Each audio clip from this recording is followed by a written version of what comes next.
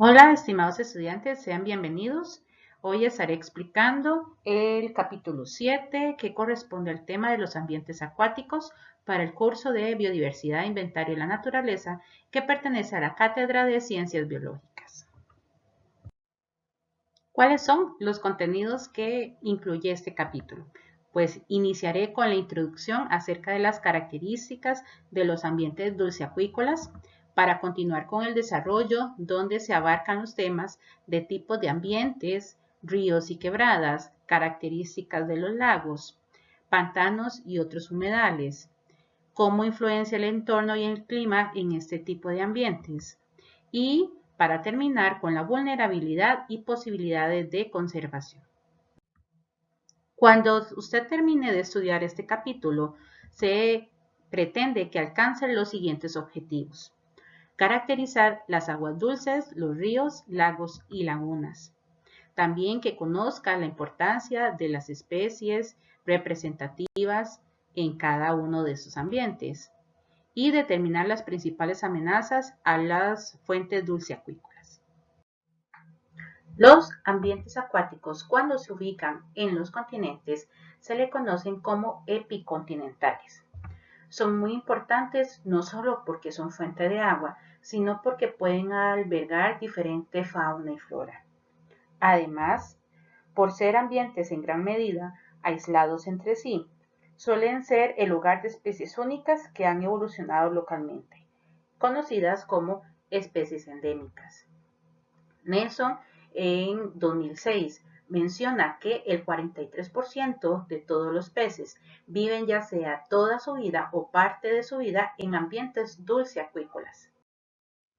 Aunque se utiliza normalmente el término ambientes dulceacuícolas para este tipo de ecosistemas y poderlos diferenciar del mar, el agua que poseen no siempre es agua dulce.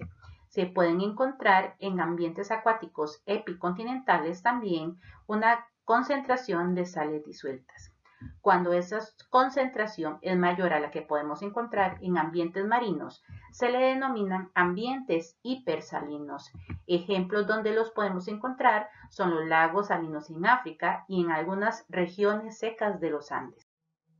Es importante mencionar que estos ambientes existen como parte del ciclo hidrológico, es decir, el agua que contienen o que fluye por los canales y cuencas proviene del agua de lluvia que moja el sol y escurre por la superficie del terreno o penetra dentro del suelo hasta alcanzar el agua subterránea, para luego fluir por los espacios entre las rocas hasta salir por un ojo de agua o naciente.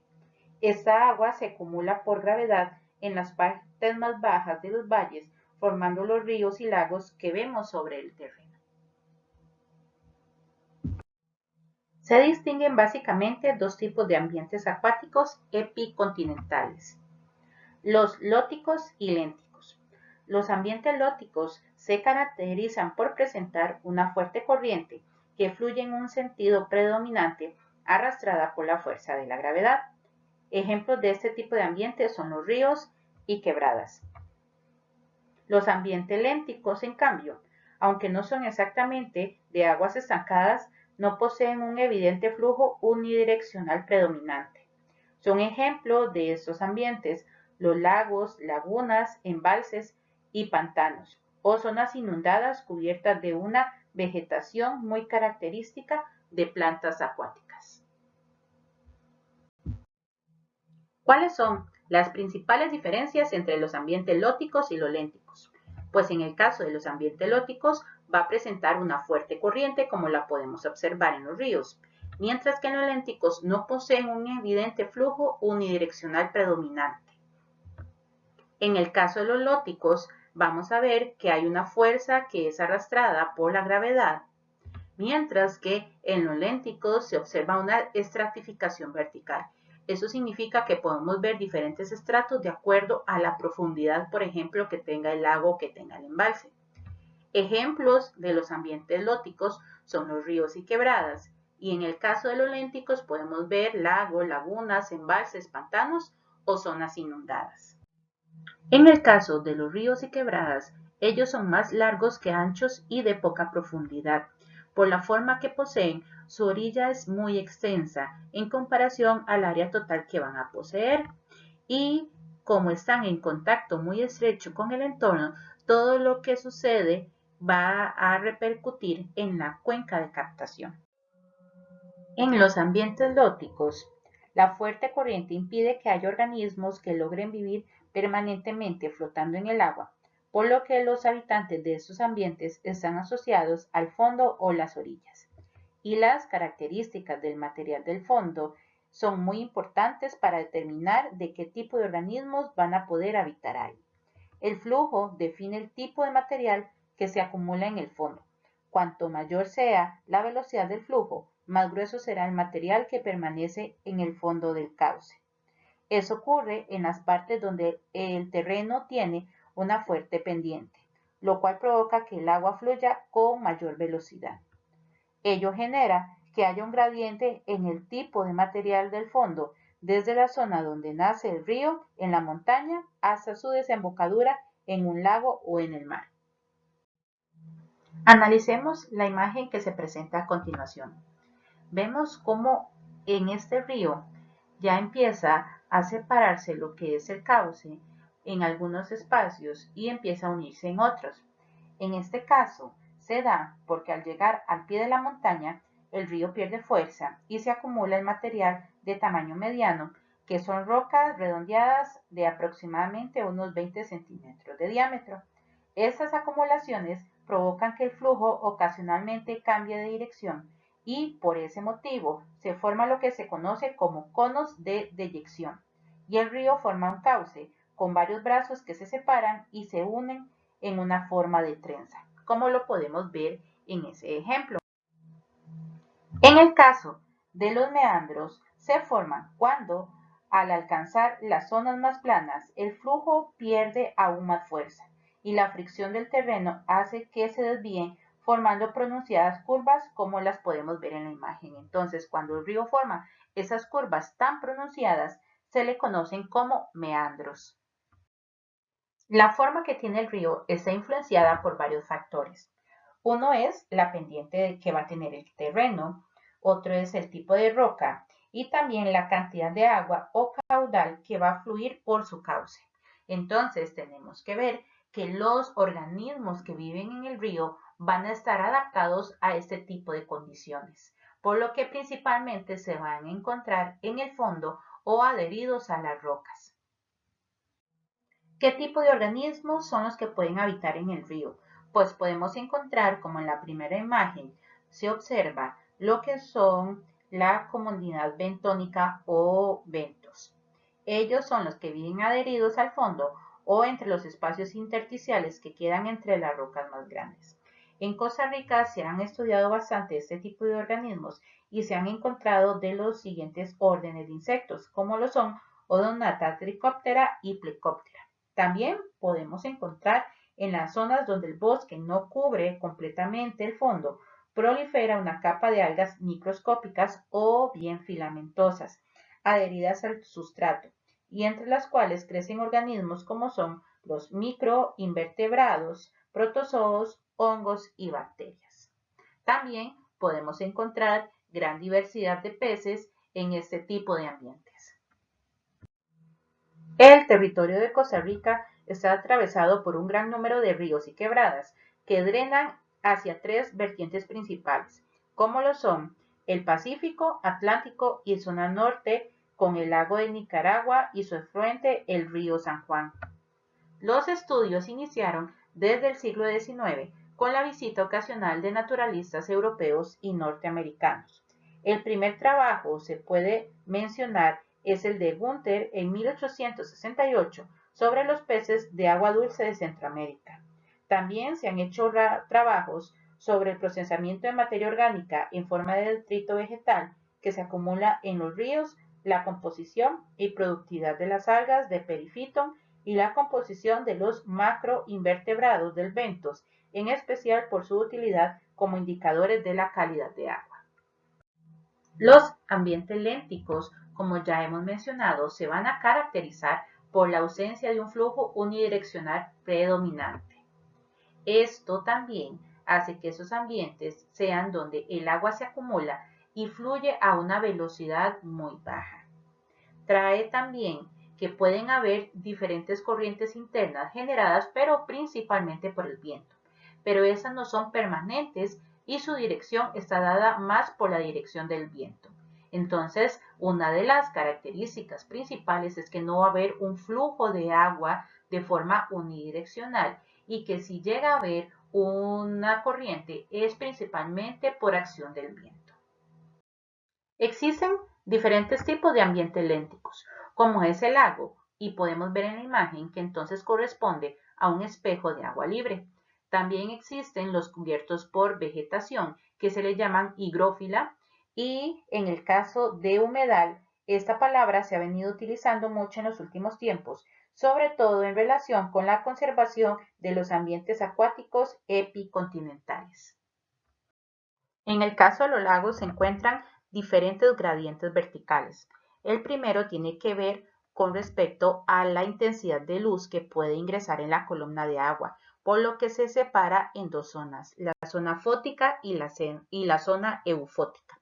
La zona eufótica es donde ingresa la intensidad de la luz y la zona afótica sería donde ya no ingresa la luz en la columna de agua. También se puede separar lo que es la columna de agua en los lagos por la acción del viento y también por las corrientes de convección. Entonces se separaría en tres capas la columna de agua. La primera sería el epilíneum, que es la capa de mezcla por la acción del viento. Y la termoclina sería la que separa el lago del epilíneum, que es la capa de mezcla, y del hipolíneo, que es la capa de agua que ya no se mezcla por la acción del viento. Entonces, en el esquema podemos ver donde primero se encuentra la zona eufótica y cómo va disminuyendo lo que es la penetración de la luz hasta llegar a la zona afótica. Y en el caso de la estratificación por el viento, entonces vemos que la primera capa sería el epilíneum, luego continúa la termoclina, para finalizar con el hipolíneo, que ya sería la capa de agua que no se mezcla.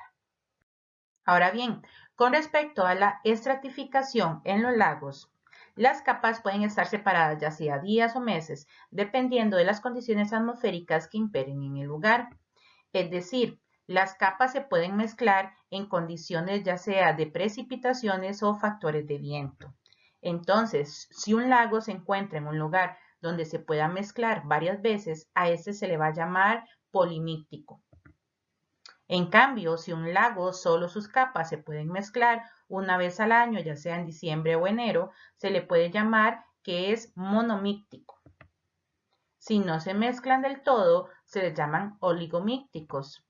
Y cuando el agua es muy densa en el fondo, se les llama meromícticos. Entonces pueden observar que dependiendo de si las capas que hablé anteriormente de epilíneo, termoclina, hipolíneo, se pueden mezclar ya sea varias veces, una vez o nunca, entonces así se les va a llamar polimícticos, monomícticos o oligomícticos. Veamos algunas características que presentan los lagos. La frecuencia con la que se pueda mezclar estas capas va a afectar la ecología y por ende los organismos que imperen en el lago. Obviamente, los organismos necesitan oxígeno disuelto en el agua para que puedan realizar sus diferentes procesos metabólicos. Eso quiere decir que el oxígeno disuelto se puede obtener ya sea con intercambio con la atmósfera o por medio de la fotosíntesis que realizan los organismos fotosintetizadores. Esto dice que la fotosíntesis se va a realizar en la capa eufótica, pero no siempre coincide con el epilíneo, porque recordemos que la capa del epilíneo es la capa de mezcla que se está moviendo constantemente, ya sea por factores de viento o de lluvias. La capa nóxica suele corresponder con el hipolíneo porque al ser aguas que no se están mezclando generalmente, entonces estamos hablando de que disminuye la concentración de oxígeno disuelto. Y además en el hipolíneo se pueden acumular sustancias como cloruros, sulfatos, fosfatos, nitratos, amonio, entre otros, por la misma situación de que prácticamente son muy pocas las veces en donde se puede mezclar en el agua.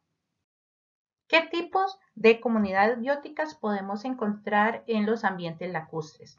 Pues un ejemplo son el plancton, que corresponde a organismos que ya sea pasan todo su ciclo de vida o gran parte de él flotando en el agua. Y aunque pueden nadar, no son capaces de evitar ser arrastrados por las corrientes. En este caso podemos tener fitoplancton, que también se les llaman microalgas, el bacterioplancton y el zooplancton, como podemos ver en las imágenes.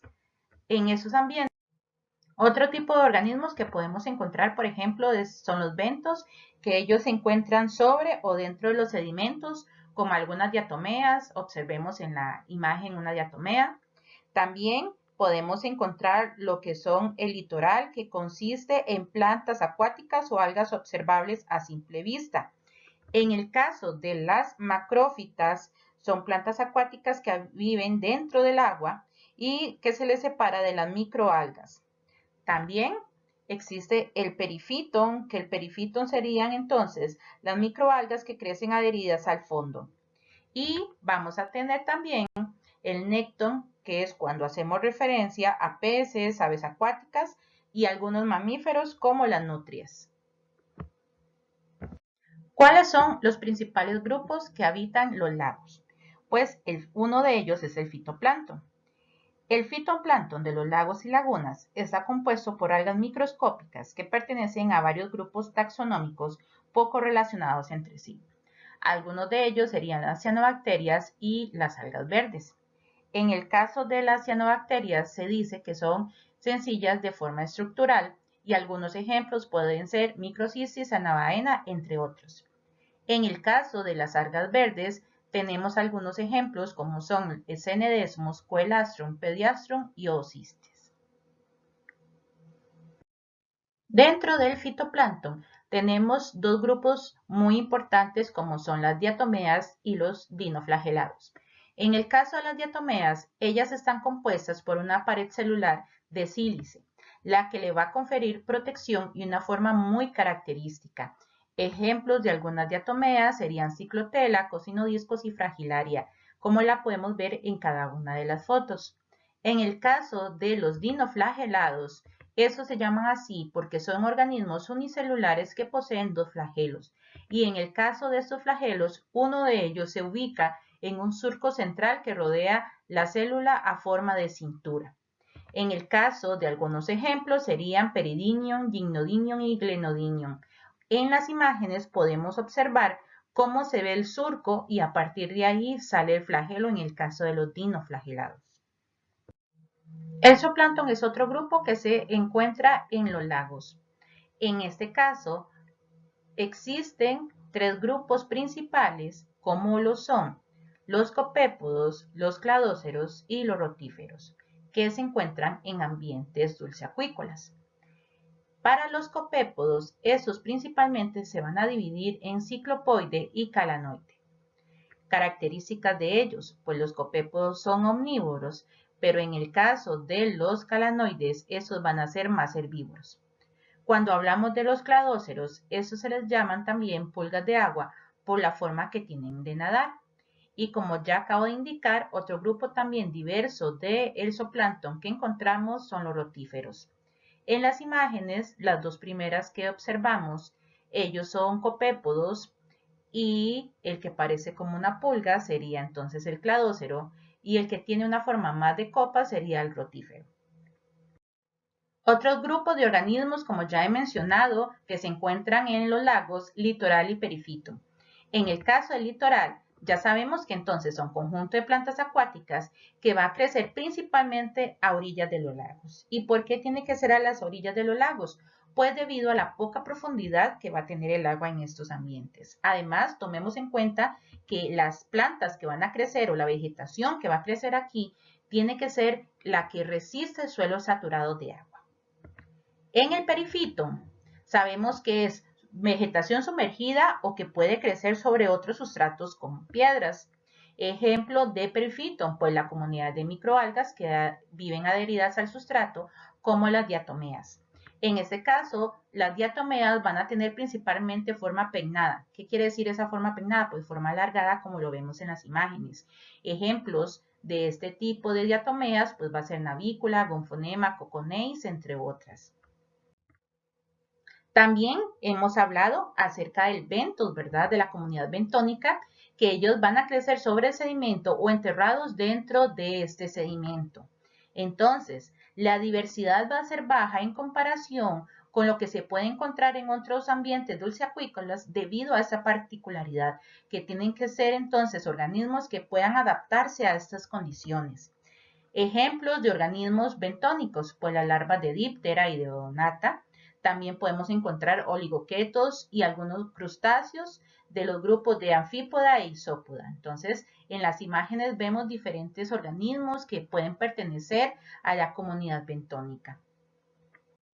Por último, pero no menos importante, es el grupo del necto, como son los peces y otros vertebrados acuáticos como los renacuajos, algunos reptiles, aves como el cormorán, patos aún bullidores y mamíferos como nutrias van a formar parte de lo que vamos a conocer como necto, que son animales capaces de nadar y no ser arrastrados por las corrientes de agua que prevalecen en los lagos.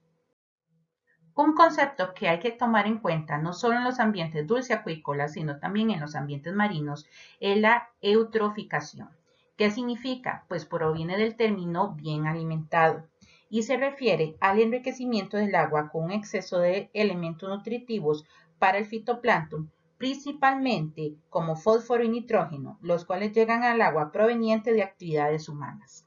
Entonces, este exceso de nutrimentos puede repercutir en las proliferaciones de algas. Ejemplo, en la imagen se observa un ambiente natural donde hay un equilibrio entre las especies que se encuentran, mientras que cuando estamos hablando de un ambiente con eutrofización, se puede dar un dominio de especies que pueden aprovechar ese exceso de nutrimentos. Observemos cómo va a haber una mayor cantidad de plantas o de algas y entonces ellas van a evitar el paso de la luz al ambiente acuático y entonces empieza a haber una falta de oxígeno que va a repercutir en las otras especies que se encuentran en esos ambientes. Por eso es importante siempre que haya un equilibrio y evitar lo que es la contaminación para que no se dé la eutroficación en los ambientes acuáticos.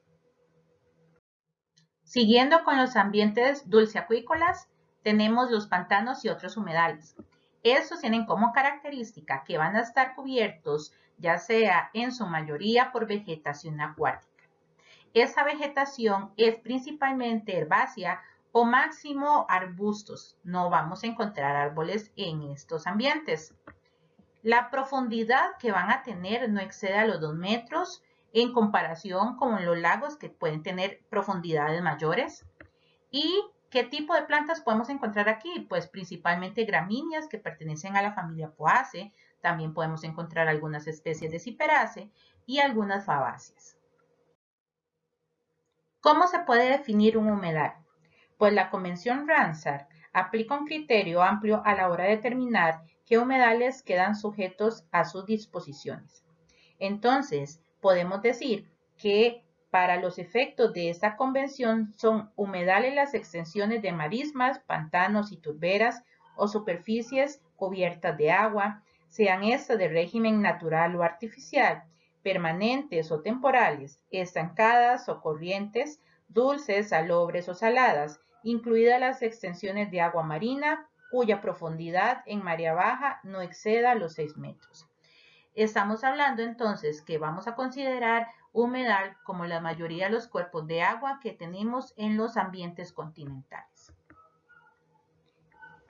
En el caso de la Ley Orgánica del Ambiente, definió los humedales como los ecosistemas con dependencia de regímenes acuáticos, naturales o artificiales, permanentes o temporales, lénticos o lóticos, dulces, salobres o salados, incluyendo las extensiones marinas hasta el límite posterior de fanerógamas marinas o arrecifes de coral o, en su ausencia, hasta 6 metros de profundidad en marea baja. ¿Cómo puede influenciar el entorno y el clima a este tipo de ambientes dulceacuícolas? Pues sabemos que son sistemas abiertos y entonces van a estar intercambiando sustancias. Reciben la influencia de todo lo que ocurre a su alrededor, así como en su área de vaciado. Entonces, lo afectan tanto el agua de lluvia, la caída del polvo, agua de escorrentía, el ciclo hidrológico, fenómeno del niño, así como también todas las actividades antropogénicas que se dan alrededor de estos ambientes. Entonces, ¿qué consecuencias se pueden encontrar? Pues hay alteraciones en su comportamiento en los organismos que viven acá, puede retrasarse su crecimiento, también se puede alterar su desarrollo sexual, pueden haber problemas de concentración de oxígeno disuelto, de temperatura, de eutrofización, como hemos hablado, entre otros factores. Entonces, importante detallar, ya sabemos que van a ser ecosistemas frágiles porque van a estar en contacto directo con todo lo que pasa en la parte terrestre. Encontramos flora y fauna muy particular que no se encuentran en otros ambientes acuáticos. Los ríos van a ser sitios de almacenamiento de desecho que al final desembocan en el mar, entonces se afectan tanto los ríos como los ambientes marino-costeros.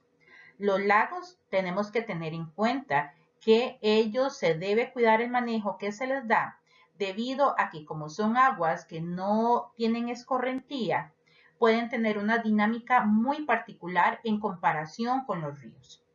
Eso quiere decir que entonces tienen que haber medidas específicas de conservación para poder preservar no solo el ambiente acuático, sino todas las especies que dependen de estos ambientes.